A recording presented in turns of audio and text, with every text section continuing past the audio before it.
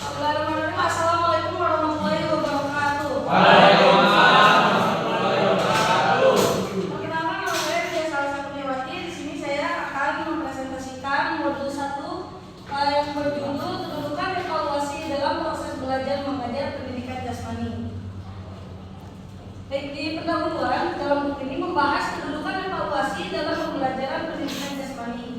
Nah, buku ini fokus pada komponen PBM, keputusan pendidikan, langkah pembuatan keputusan, dan esensi evaluasi.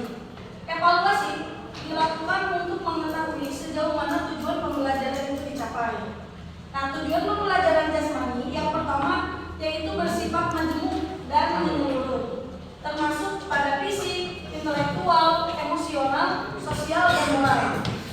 Lalu yang kedua yaitu mengembangkan potensi individu agar menjadi pribadi yang seimbang dan bertanggung jawab. Lalu poin yang ketiga yaitu berorientasi pada masa depan dan pembentukan karakter. Lalu ada komponen-komponen PBM dalam penjas. Pendidikan jasmani adalah proses menilai, proses mendidik melalui aktivitas jasmani.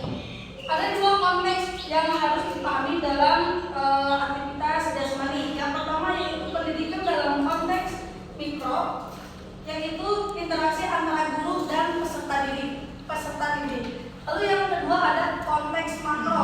Kalau makro itu lebih luas, yaitu kepentingan masyarakat, bangsa, dan kemanusiaan. Aktivitas jasmani dalam PBM berfungsi sebagai wahana pengalaman belajar.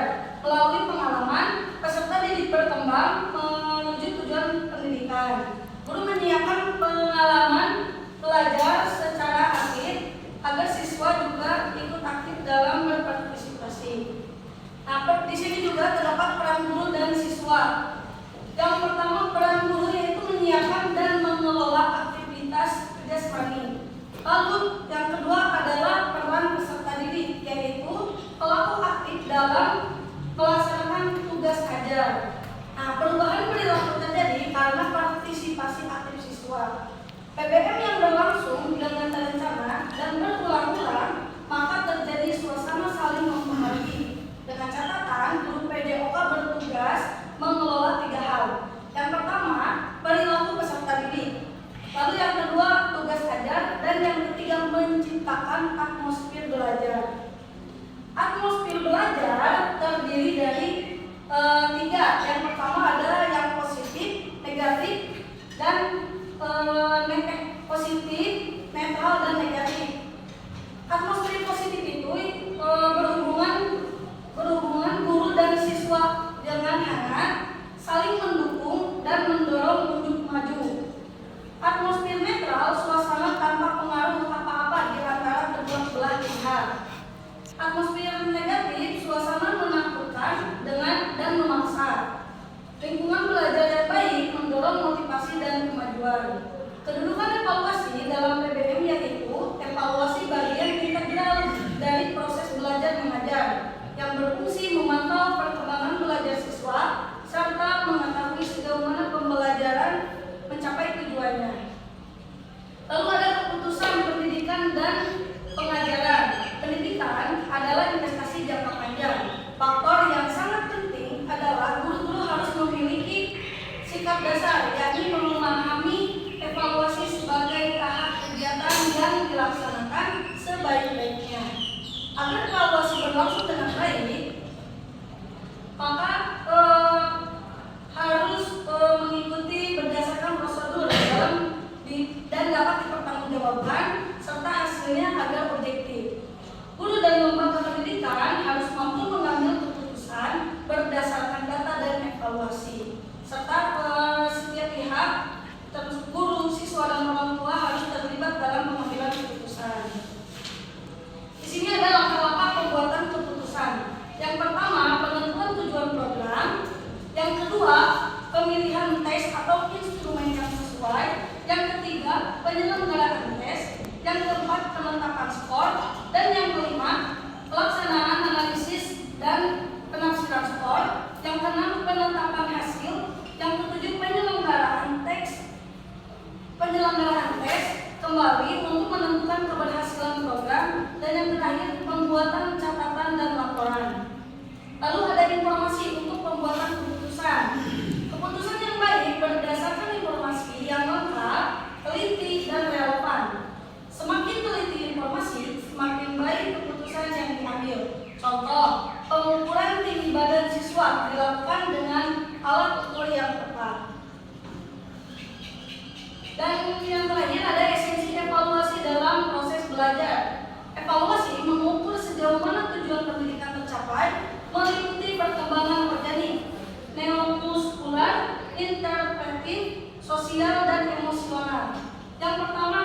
ada perkembangan organik.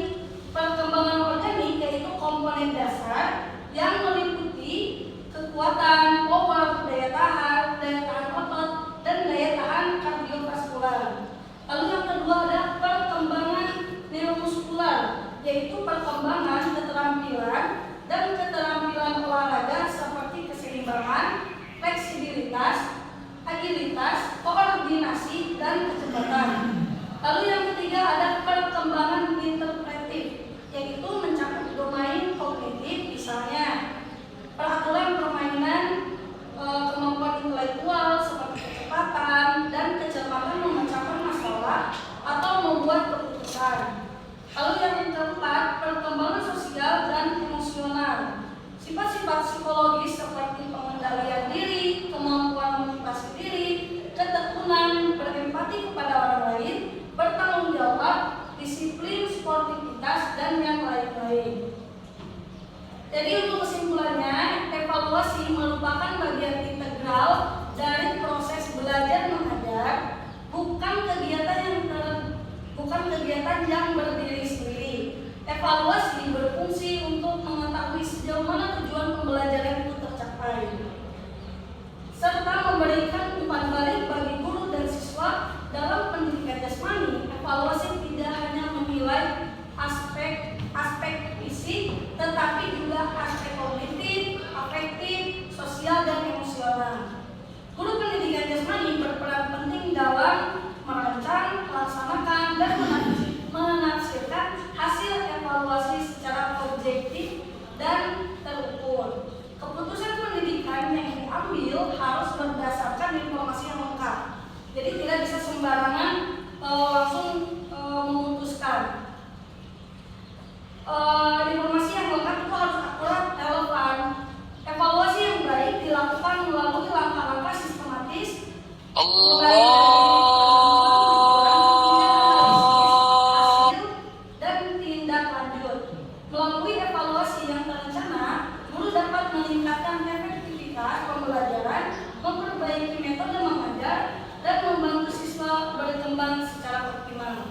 Nah, dengan demikian, evaluasi berperan penting dalam mewujudkan pendidikan jasmani yang bermakna, mendidik, dan berkelanjutan.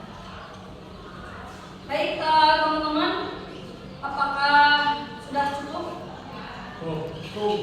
Baik, jika sudah cukup, teman-teman bisa langsung mengerjakan.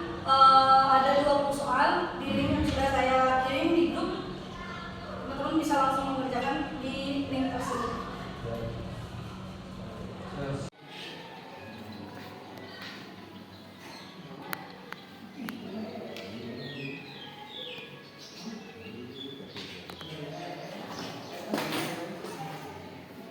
Bisa lewat ini ya langsung ke nya. Ini mah apa namanya tuh? Loading. Apa namanya itu?